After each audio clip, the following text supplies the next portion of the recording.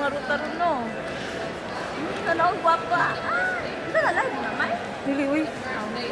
Kuan ra yun. Video. Vlogger. Hello, Kai. Hi guys, Welcome to Mall of Emirates. Welcome to my life.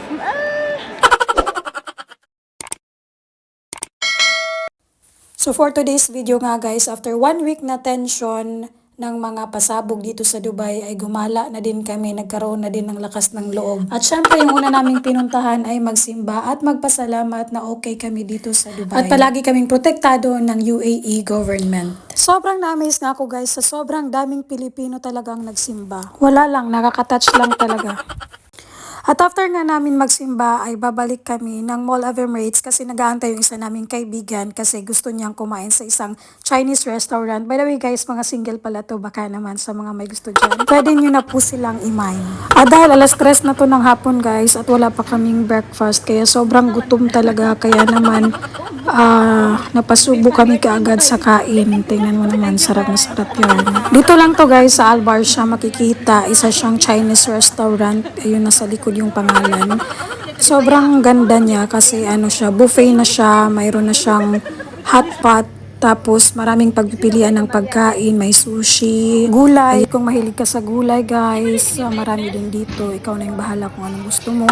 At syempre, hindi magpapatalo yung ulam natin guys. Meron silang iba't ibang klase ng ulam na ikaw na yung bahalang pumili at kumuha. Ayan, meron din silang lumpia. First time kumakain ulit ng lumpia. Tapos meron silang chicken skin, may pansit, may kanin. Tapos dito naman sa kabila guys ay yung mga sauce.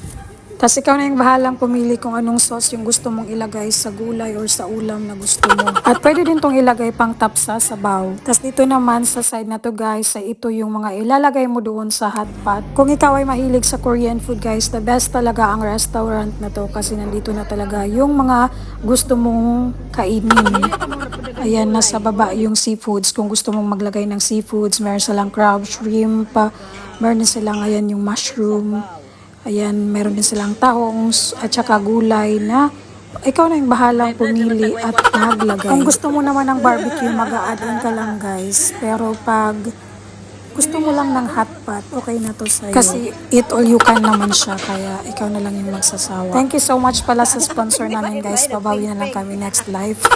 Anlisawa na pala dito guys kasi hanggang 2 hours yung tagal ng pwede kang magstay dito. Kaya tikman mo na lahat ng gusto mong tikman. At kahit na hindi ka pa magto 2 hours talagang magsasawa ka sa sobrang dami ng pagkain na pwede mong tikman. At wag mong kalimutang mag-dessert kasi meron din silang free ice cream. Yun lang guys. Thank you so much for watching. Kung nasaan ka man sa Middle East, please take care and God bless. Mwah.